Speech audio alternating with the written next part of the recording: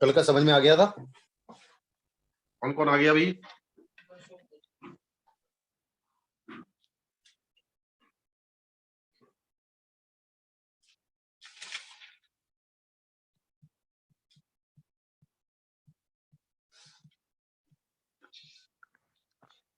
कल मैंने सर मेरे पास आवाज क्रैक हो रही थी, आप कुछ बोल रहे थे? 2 ही लोग आए ना? हाँ सर। 2 मिनट और वेट कर लो। हाँ सर। ये बताओ। हाँ सर।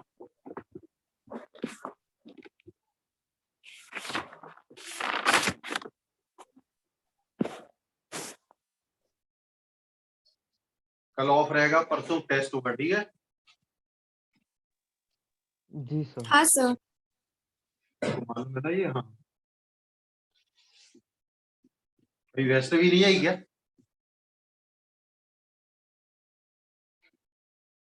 अभी वैष्णवी ने ज्वाइन नहीं किया ना?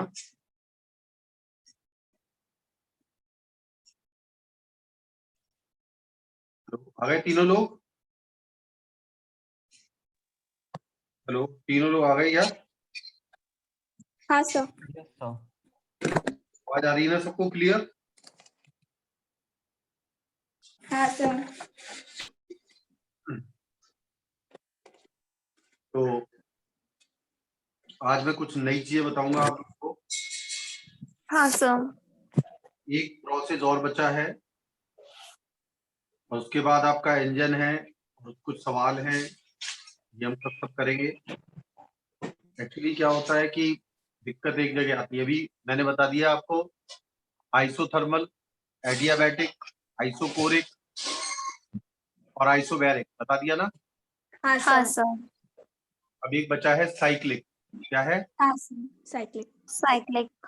साइक्लिक साइक्लिक प्रोसेस के नाम से ही पता चल रहा है कि अगर इनिशियल स्टेट और फाइनल स्टेट किसी थर्मोडायनेमिक सिस्टम की सेम हो, नहीं समझे? यानी जहां से वो चला था वहीं आ जाए दोबारा लौट के, जिस प्रेशर, वॉल्यूम, टेम्परेचर से उसे स्टार्ट किया था प्रोसेस को, ठीक है? हाँ सर। और फाइनली वो उसी जगह लौट आए, तो ऐसे प्रोसेस को आप साइक्लिक प्रोसेस कहते हो। क्या कहते हो? Cyclic process. जैसे हम इंडिकेटर डायग्राम की बात करें, एक मिनट, जैसे हम इंडिकेटर डायग्राम की बात करें, ये प्रेशर वर्सेस वॉल्यूम ग्राफ है। मान लो कोई सिस्टम गया स्टेट 1 से स्टेट 2 में और दोबारा लौट आया 2 से 1 में, यानी फाइनल स्टेट उसकी वही है जो इनिशियल थी। हाँ सर। यानी क्लोज मिलेगा आपको। क्या मिलेगा? Path close. क्लोज। समझ में आया? हाँ सर। समझ में आया? अब जैसे ये प्रोसेस है, जैसे इसमें इनिशियल स्टेट 1 है और फाइनल स्टेट 2 है और अब ये लौटा नहीं वापस, तो ये ओपन प्रोसेस है। क्या है ये? Open process. ओपन का मतलब इनिशियल और फाइनल स्टेट सेम नहीं है, जबकि इसमें इनिशियल से 2 में गया, 2 से वापस 1 में आ गया। ठीक है, तो ऐसे प्रोसेस को आप क्या कहोगे? क्या है ये? Cyclic process. साइक्लिक। और ये क्या है? Open process. ये क्या है भी? Open process. ये क्लोज नहीं है ये। समझ में आया? तो हम किसके बारे में बात करेंगे अब किसके बारे में साइक्लिक बात करेंगे? प्रोसेस। साइक्लिक के। ठीक है, क्लोज वाले। हाँ सर। तो लिखिएगा साइक्लिक प्रोसेस, हेडिंग डाल।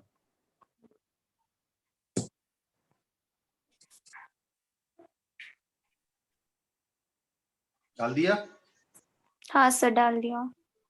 लिखिए when initial and final states, when initial and final state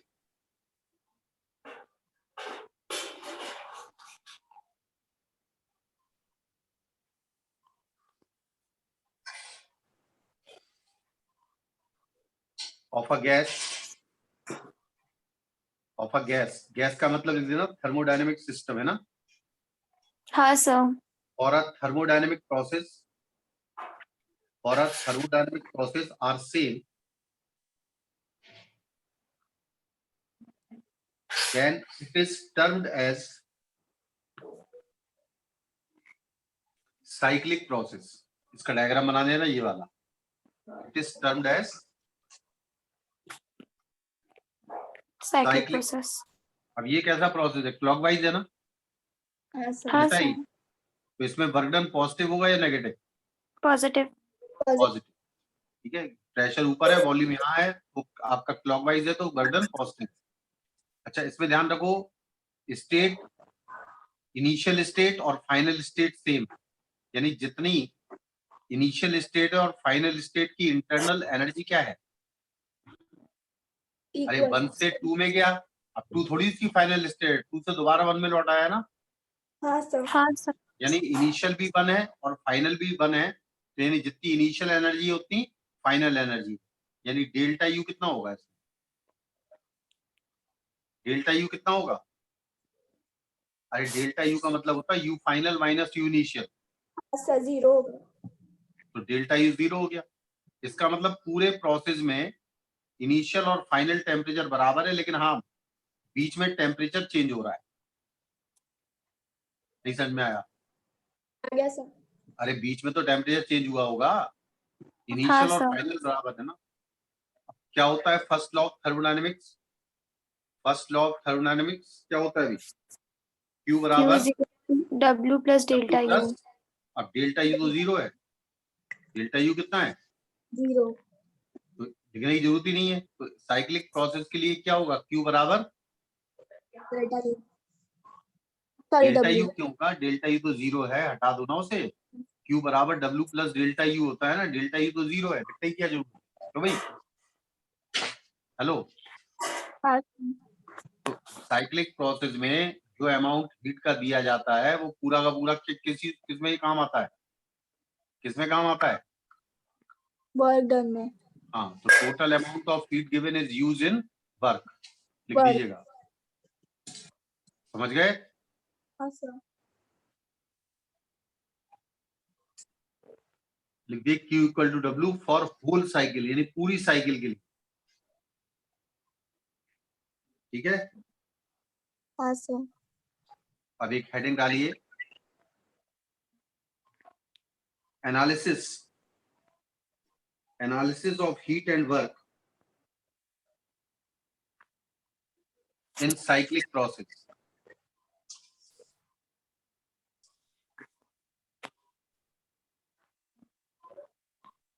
देखो, साइक्लिक प्रोसेस का मतलब इनिशियल और फाइनल स्टेट क्या होगी? सेम होगी ना. हाँ सर.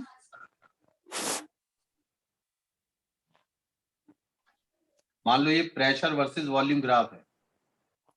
स्टेट 1 है और स्टेट 2 है, और ये मान लो प्रोसेस 1 से 2 में गया और 2 से कैसे भी बना लो और 2 से 1 में आ गया. ये मान लो प्रोसेस है A, ये वाला प्रोसेस है B. ठीक है. 1 से 2 वाला प्रोसेस A है और 2 से 1 वाला B है. तो इसको हम ब्रेक कर रहे हैं. इसको ब्रेक करने का मतलब है पहले हम 1 से 2 बना रहे हैं, यानी प्रोसेस A बना रहे हैं 1 से 2. तो यहां पर जो वर्क आएगा, वर्क फ्रॉम 1 to 2, ये कैसा आएगा? पॉजिटिव आएगा. क्योंकि वॉल्यूम एक्सपेंड हो रहा है. वॉल्यूम क्या हो रहा है? एक्सपेंड. दिख रही है ना. 1 से 2 में गया तो वॉल्यूम बढ़ गया ना. हाँ सर. तो वर्क डन कैसा आएगा? पॉजिटिव. पॉजिटिव. और उसके बाद दूसरा बना रहे हैं 2 से 1 वाला. 2 से 1 वाला. ठीक है. हाँ सर. 2 से 1, तो work done from 2 to 1, negative. ये कैसा आएगा? नेगेटिव आएगा. क्योंकि यहाँ पर वॉल्यूम क्या हो रहा है? डिक्रीज. वॉल्यूम क्या हो रहा है? कम हो रहा है ना. वॉल्यूम क्या हो रहा है? वॉल्यूम क्या हो रहा है? कम हो रहा है. समझ गए? समझ में आया कि नहीं आया? तो नेट वर्क डन क्या हो जाएगा? Work done from 1 to 2. मैं ऐसा करता हूं, जरूरी नहीं ऐसा ही ग्राफ दिया हो, 1 से 2 का मॉड ले लो। क्या ले लो? मॉड। मॉड का मतलब कैसा लिखना पड़ेगा? Positive. Minus positive. Work done from 2 to 1। भले ही 2 to 1 नेगेटिव हो, 2 to 1 क्या है? नेगेटिव। लेकिन नेगेटिव का मॉड क्या होगा? ये भी पॉजिटिव होगा, ये भी पॉजिटिव होगा, लेकिन बीच में साइन क्या आएगा? अरे बीच में साइन कैसा आएगा? नेगेटिव। यानी इन दोनों वर्क के डिफरेंस जो होंगे वो नेट वर्क होगा। समझ गए? समझ गए? हेलो। हाँ सर। अब ये जो वर्क डन है इस शेडेड पोर्शन का एरिया है कि नहीं है? है सर। ये कौन सा वर्क है? W1, W1 to 2। और ये वाला हाँ जो वर्क डन है, ये वाला जो वर्क डन है 2 1 2 to 1। क्यों भाई? ये कितना है? 2 2 1। और हमें कौन सा वर्क डन निकालना है? इस शेडेड पोर्शन का एरिया। ये नेटवर्क क्या है? ये नेटवर्क। तो network done is equal to area of this cube. ठीक है? एरिया हाँ of sir. Area of given, देखो एरिया ऑफ गिवन, यहां लिखना area of given cyclic portion और ब्रैकेट में लिख देना शेडेड। ये शेडेड जो है इसका पोर्शन का एरिया। ठीक है, लिख दिया? हाँ सर। समझ में आया? अच्छा, ये 2 to 1 जो जा रहा है ये, तो इसमें Q रिजेक्टेड है। Q क्या है? यहाँ पर Q क्या है? रिजेक्टेड। क्योंकि W कैसा आएगा? नेगेटिव आएगा। हाँ, ये Q क्या हो रही है? रिजेक्टेड। लिख देना रिजेक्टेड। यहाँ पर Q क्या है? रिजेक्टेड। यानी 2 to 1 में जो हीट है वो रिजेक्ट होती है और Q 1 to 2 हीट ऐड होती है। हीट क्या होती है? ऐड होती है। समझ में आ रहा है? हाँ यहाँ पर सर। हीट ऐड होती है, यहाँ पर हीट रिजेक्ट रिजेक्ट होती होती है। है। सही है? सही है? समझ में आ हाँ रहा है? सर। और ये W जो है वो area of shaded portion of cycle process. ठीक है? और ये किसके बराबर है? नेट हीट, जो हीट ऐड होगी। समझ में आया? ये क्या है? Net heat. नेट हीट है। नहीं समझ में आ रहा? हेलो, आया कि नहीं? आया? क्लियर है कि कोई दिक्कत है? आ गया सर। समझ में आ गया? साफ करें? हाँ सर। एक चीज और लिखो। मान लीजिए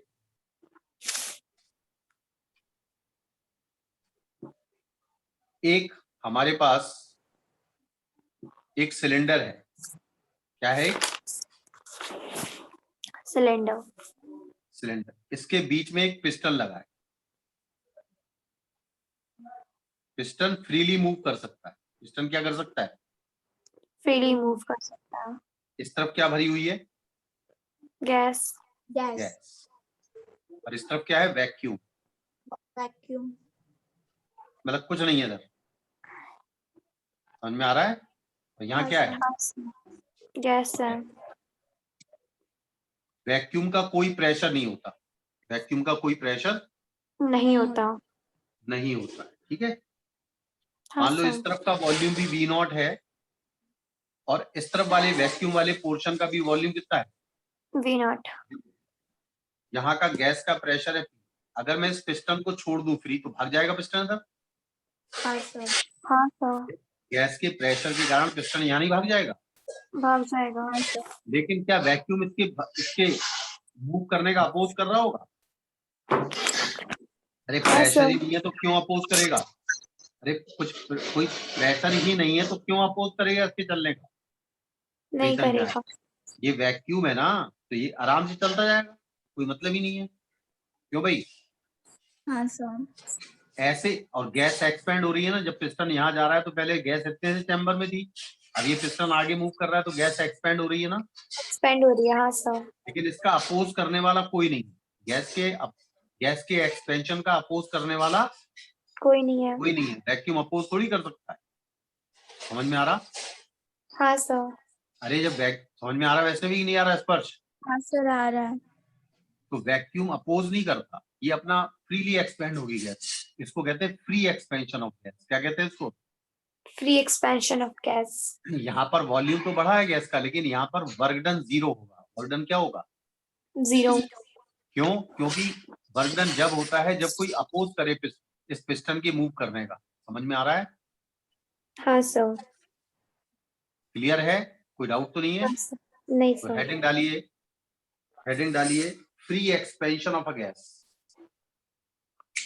free expansion of a gas, ये डायग्राम बना लो। बना लिया? हाँ sir. हाँ सर। इसकी देखो, तुम लोग मन से ही बना सकते हो थ्योरी, वैसे मैं लिखवा देता हूं। Expansion of a gas, expansion of a gas without any opposition, without any opposition, ठीक है ना? हाँ sir. Is called free expansion, is called, Free expansion. यानी नो अपोजिशन। देखो, no opposition means no work. देखो, there is no work, there is no work because there is no opposition. लिख दीजिए work done W बराबर 0, लिख दिया?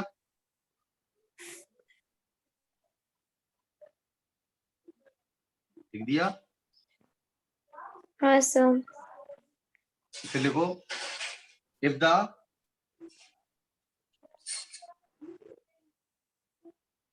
gas expands in thermally insulated vessel, if the gas expands freely in thermally insulated vessel,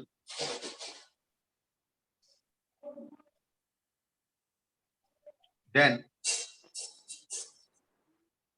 temperature remains constant, temperature remains constant। Constant. ना तो work हुआ और ना टेम्परेचर चेंज हुआ। समझ में आया? हाँ sir. अगर ये थर्मली इंसुलेटेड वेसल है, यानी बाहर से हीट अंदर नहीं आ सकती और अंदर से हीट बाहर नहीं जा सकती, और ये मान लो ये एक्सपेंड हो गया, ये पिस्टन आगे भग गया, तो गैस एक्सपेंड हो गई ना? हाँ sir. गैस क्या हो गई? Expand. तो उस समय अगर थर्मली इंसुलेटेड वेसल है तो नो चेंज इन टेम्परेचर। जब टेम्परेचर में चेंज नहीं हुआ तो इंटरनल एनर्जी क्या है? चेंज, जीरो होगी। इंटरनल एनर्जी जब ही चेंज होती है जब टेम्परेचर में चेंज होता है। आ रहा है समझ में? हाँ sir. हाँ और sir. दूसरी बात है, फ्री एक्सपेंशन जब होता है तो वर्क डन कितना होता है? वर्क डन कितना बताया मैंने? अरे 0. फ्री एक्सपेंशन में वर्क कितना है? 0। और Zero. Q बराबर W प्लस डेल्टा U होता है ना, यानी हाँ QB sir. कितनी होती है? QB कितनी होती है? 0. समझ में आया कि नहीं आया? आ गया sir. तो ध्यान रखिएगा, अगर थर्मली इंसुलेटेड वेसल है और फ्री एक्सपेंशन हो रहा है तो ना तो वर्क होगा ना इंटरनल एनर्जी में चेंज होगा। और अगर हम बाहर से हीट नहीं दे रहे हैं इसे, अगर बाहर से हीट नहीं दे रहे हैं, if we are not giving any heat from outside, तो ना तो टेम्परेचर में चेंज होगा और ना वर्क डन होगा। समझ में आया? हाँ sir. क्लियर हो गया? ये क्या कहलाता है? Free expansion. लेकिन एक कंडीशन है, कुछ कंडीशंस और बता दो। एक्सपेंशन। मान लीजिए, देखिए थोड़ा ध्यान देना, मान लो ये हमारी वेसल है, इंसुलेटेड वेसल है, यहां पर गैस भरी है और इस गैस का प्रेशर है P0 और गैस का वॉल्यूम है V0 और ये वैक्यूम है। क्या है ये? वैक्यूम है। और इसका वॉल्यूम भी V0। वैक्यूम। ठीक है, ये कौन सी पोजीशन है? ये कौन सी पोजीशन है? कौन सी पोजीशन है ये?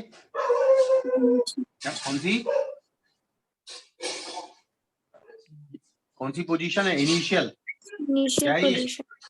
और मान लो फाइनली ये पिस्टन मूव कर गया और पूरी की पूरी गैस आ गई इसमें, पूरे में गैस भर गई। क्या भर गई पूरे में? गैस।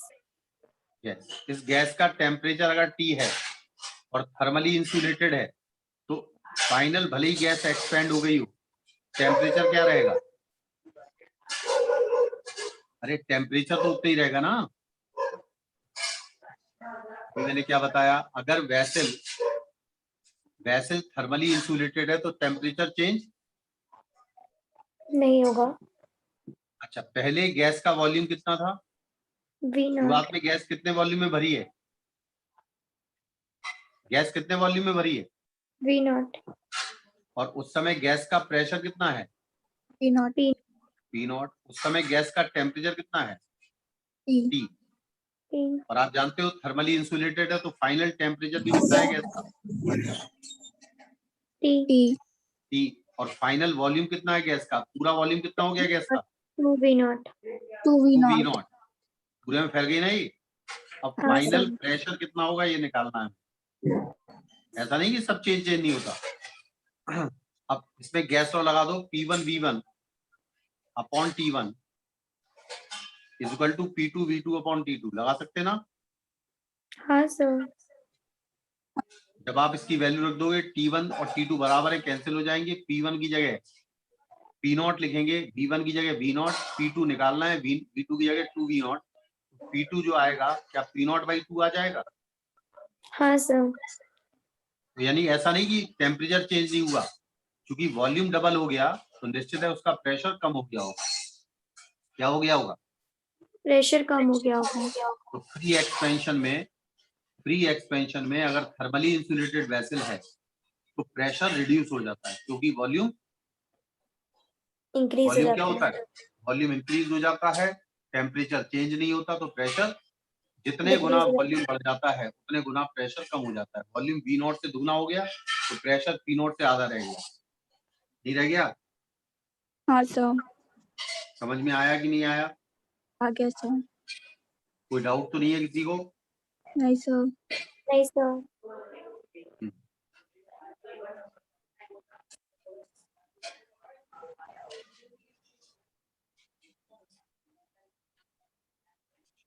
चलिए आगे बढ़े। हाँ सर. अब मैं 2-3 सवाल कराता हूँ, ठीक है, हाँ सर. बहुत जरूरी है। कल का ऑफ रहेगा, परसों टेस्ट होगा, ठीक है। एक क्वेश्चन लिखते हैं, छोटे छोटे क्वेश्चन करेंगे, फिर आगे बढ़ते जाएंगे, थोड़ा लेवल बढ़ाते जाएंगे हैं। अभी हालांकि अब मुझे इस पे जो है हीट इंजन वगैरह आएंगे, कुछ चीजें और आएंगी। पहले मैं 2-4 चीजें और बता दूं। देखो वॉल्यूम लिखो डायटोमिक गैस का, the volume of a diatomic gas, gamma दिया है डायटोमिक गैस का 1.5, हालांकि 1.4 होता है, 7/4 पढ़ा है ना, 7/5 होता है, हाँ सर। लेकिन यहाँ पर उन्होंने स्पेशल दे दिया कि डायटोमिक गैस के लिए गामा 1.5 लो, ठीक है। हाँ सर। अब अपने मन से नहीं सोच लेना, क्योंकि उन्होंने क्वेश्चन में लिख दिया कि गामा 1.5 है, तो अब मन से नहीं सोचना कि 1.4 ही लेना है, ठीक है। हाँ सर. उसने कहा the volume of diatomic gas with gamma 1.5 is changed adiabatically from 16 litre to 12 litre, 16 litre to 12 litre. Find the ratio of final and initial pressure and temperature. समझ में आया, यानी पहले आपकी गैस जो है वो यहां पर थी 16 लीटर था वॉल्यूम, क्यों भाई, V1 हाँ कितना था, सर. V1 कितना दिया है 16 लीटर 16 लीटर, और उन्होंने फाइनल वॉल्यूम V2 कर दिया 12 लीटर। कितना कर दिया, 12 लीटर 12. प्रोसेस कौन सा है, एडियाबैटिक। प्रोसेस कौन सा है, एडियाबैटिक। मान लो जब ये गैस यहाँ पर थी तो टेम्परेचर T1 था और प्रेशर P1 था, और जब ये गैस का पिस्टन यहाँ आ गया तो टेम्परेचर मान लो T2 हो गया और प्रेशर कितना हो गया, प्रेशर कितना हो गया T2, और गामा कितना दिया है इसने 1.5। तो उसने आपसे पूछा है कि ratio of final pressure to initial pressure, यानी P2 फाइनल है और P1 इनिशियल है, उसका रेशियो क्या है and final temperature to initial temperature. ये कुछ चीजें पूछ रहा है ना। हाँ सर। तो हमें एडियाबैटिक में हमें कंडीशन मालूम होनी चाहिए, P1 V1 की power gamma is equal to P2 V2 की पावर गामा। होता कि नहीं होता? होता है सर। हमें V1 और V2 मालूम है, P1 अपॉन P2 का रेशियो निकालना है, यानी P2 अपॉन P1 निकालना है ना। हाँ सर। तो P2 अपॉन P1 को लिख सकते हैं V1 अपॉन V2 की पावर गामा। अरे यहीं से देख लो ना। हाँ सर। अब V1 कितना है 16 और V2 कितना है 12। चेंज भी नहीं करना है क्योंकि दोनों लीटर में है। तो इसको क्या लिख सकते हैं 3/4, सॉरी 3/4 है ना। हाँ सर। जल्दी बोलो, जल्दी बोलो। सही है। V1 की हाँ, जगह 12, सॉरी 16 और V2 की जगह 12। ठीक है ना। हाँ सर। ये आएगा 4/3 की पावर 1.5, 4/3 की पावर 1.5। समझ में आया? अरे समझ में आ रहा है कि नहीं? हेलो, आ रहा है? अरे आ रहा है हाँ कि नहीं?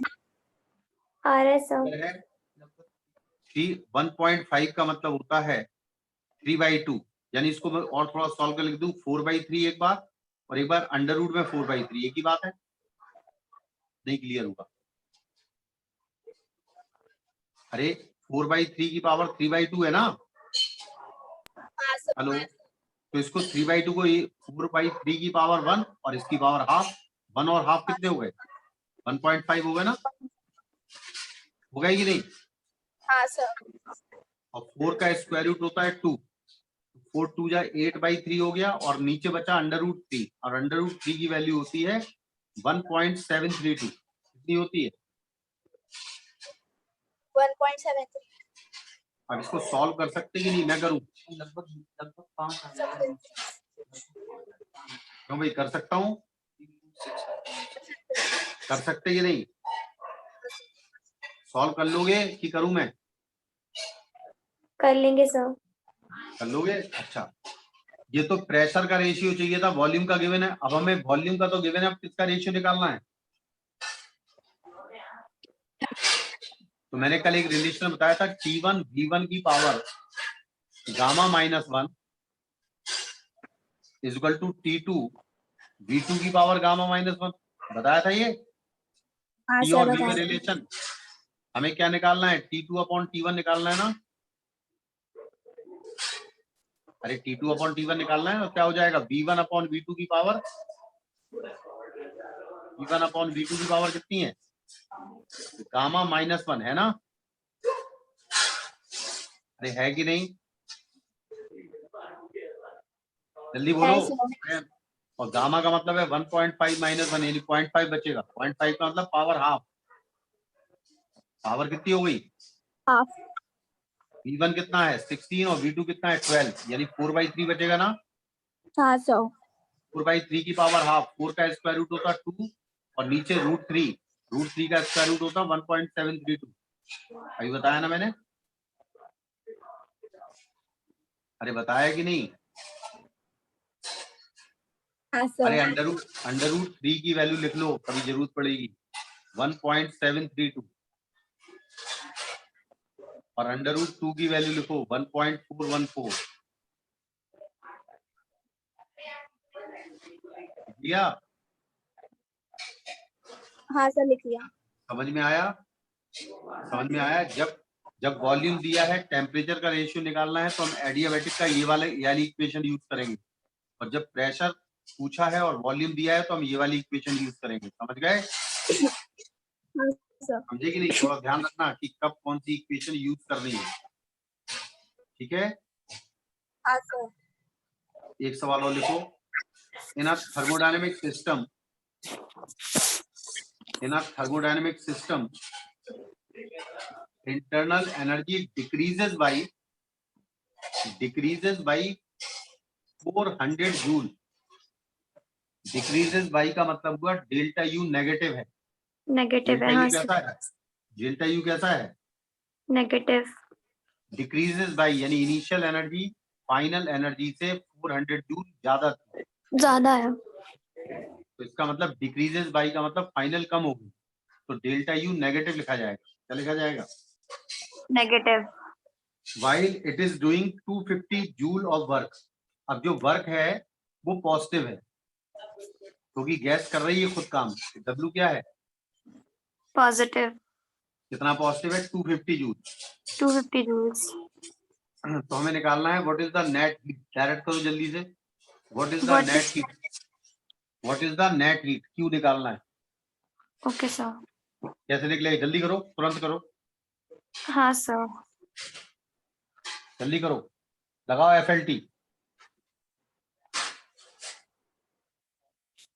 FLT लगाओ। Sir -150 correct. Calorie sir. Vaishnavi आ गया समझ में? अरे W कितना दिया है? 250 दिया ना पॉजिटिव। हाँ सर। और डेल्टा यू कितना दिया वैष्णवी?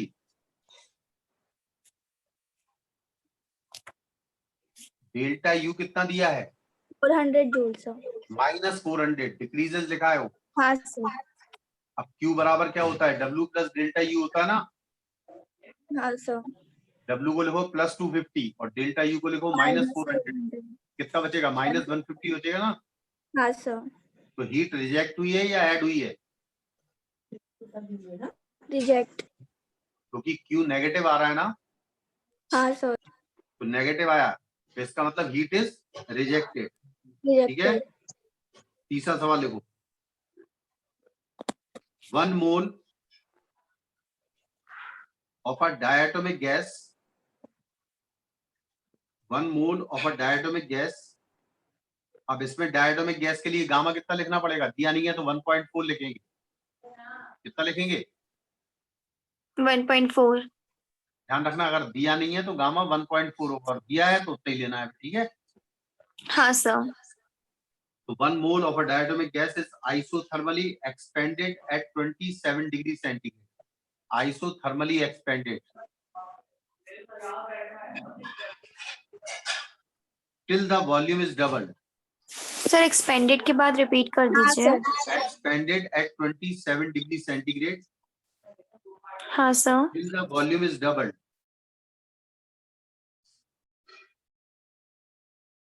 लिख लिया? हाँ sir. then it is adiabatically compressed। then it is adiabatically compressed to its original volume।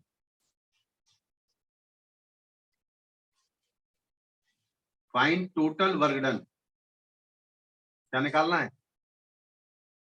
Total work done. थोड़ा ध्यान दिए रहना, ये साइक्लिक प्रोसेस नहीं है, ध्यान रखना। आप सोचे कि ओरिजिनल उसी जगह आ गया। मान लो पहले प्रेशर था P1, वॉल्यूम था V1 और टेम्परेचर था T1। गिवन है, हालांकि नंबर ऑफ मोल्स कितने दिए हैं? 1 दिए हैं 1। और हाँ सर। टेम्परेचर दिया है 27 यानी 227 + 273 300 केल्विन। ठीक है। और मान लो ये वॉल्यूम जो था V1 वो V1 है और उन्होंने कहा कि इसको आइसोथर्मली एक्सपेंड किया। क्या करा? आइसोथर्मली एक्सपेंड किया। प्रोसेस आइसोथर्मल है। कौन सा प्रोसेस है? आइसोथर्मल। पूरा लिखना आइसोथर्मल। तो टेम्परेचर तो अभी भी T1 ही रहेगा, हाँ सर। टेम्परेचर तो चेंज होगा नहीं। हाँ सर। और वॉल्यूम डबल हो गया यानी वॉल्यूम यहाँ पर कितना हो गया? 2V1। 2V1। पहले V1 था ना, अब कितना हो गया? 2V1। और प्रेशर जो P2 है वो P2 हो गया। क्या P2 P1 का आधा रहेगा? मैंने कहा नहीं, अगर टेम्परेचर कांस्टेंट रहे और वॉल्यूम जितने गुना बढ़ जाए उतने गुना प्रेशर कम हो जाएगा। हाँ सर। नहीं समझे? बताया ना वियल? मजा। अरे P ऐसे भी कर सकते, P1 V1 बराबर P2 V2 करोगे तब भी इतना ही आएगा। ठीक है ना? हाँ हेलो। सर। और उसके बाद उन्होंने कहा एडियाबैटिक, क्या लिखना है? एडियाबैटिक करा उसने, क्या करा? क्या करा उसने? एडियाबैटिक। आवाज आ रही है? हाँ हाँ सर। सर। और एडियाबैटिक करने पर हमें नहीं मालूम फाइनल टेम्परेचर क्या हो जाएगा या फाइनल प्रेशर क्या हो जाएगा। मान लो फाइनल प्रेशर P3 हो जाएगा, लेकिन उसने ये कहा है टू इट्स ओरिजिनल वॉल्यूम, यानी दोबारा किस जगह आ गया ये? V1। V1 पे। और टेम्परेचर कितना हो गया? T3, नहीं मालूम। हालांकि समझ में आया? अरे समझ में आया कि नहीं? तो कांस्टेंट ही है ना क्या? टेम्परेचर? क्यों? एडियाबैटिक प्रोसेस है, कैसे रहेगा टेम्परेचर कांस्टेंट? Okay sir. हाँ अगर एडियाबैटिक प्रोसेस है, बाहर से तो हम हीट दे नहीं रहे, तो अगर वर्क हो रहा है तो निश्चित है टेम्परेचर चेंज होते इंटरनल एनर्जी में जो चेंज आएगा वही वर्क डन को यूज करेगा। समझ हाँ गए नहीं? सर। अब ध्यान से सुनो, ये टेम्परेचर यहाँ से यहाँ तक कांस्टेंट है, समझ में आ रहा कि नहीं आ रहा? आ रहा है अरे आ सर। रहा है। तो पहले ये बताओ work done in, work done, पहला वर्क डन यानी स्टेट 1 से स्टेट 2 में आइसोथर्मल के लिए कल बताया था nRT ln V2 upon V1, याद है? अरे कल ही तो बताया था। हाँ सर। आइसोथर्मल प्रोसेस में ये वर्क बताया था कि नहीं? बताया था सर। ध्यान से सुनना, अब यहाँ पर समझने वाली बात है। n कितने मोल हैं? 1 मोल। 1 मोल। और r की वैल्यू क्या 8.31 होती है? दी होती है क्वेश्चन में। और टेम्परेचर कितना है? ये कांस्टेंट है। टेम्परेचर क्या है इसका? 300। और V2 कितना है?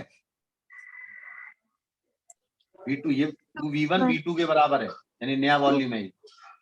हाँ V2 सर। कितना है? 2V1 अपॉन V1, बोलो हाँ या ना? हाँ सर। V1 से V1 कैंसिल। तो ln2 की वैल्यू मैंने बताया था कि थोड़ा ध्यान रखना। अब ये चीज ध्यान रखने वाली है, 8.31 इंटू 300। और ध्यान रखो जब ln हटता है तो यहाँ मल्टीप्लाई हो जाता है 2.303 का। 303। ध्यान रखो, मैं लिख रहा हूँ साइड में, ध्यान लिख लो। ln2 का मतलब होता है 2.303 इंटू log 2 की बेस 10। क्या हो जाता है? 10 बेस पे चेंज हो जाता है। ये किस बेस पे होता है? इसकी बेस ई होती है। इसकी बेस क्या होती है? ई। और जब ई बेस हट के 10 बेस लगता है तो किसका मल्टीप्लाई हो जाता है?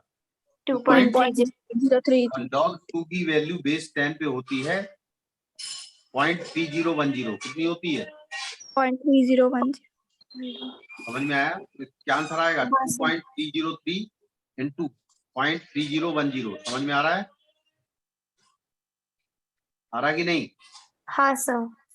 तो ये कौन सा वर्क निकाला? यहां से यहां में 1 से 2, क्योंकि कौन सा प्रोसेस था ये? आइसोथर्मल।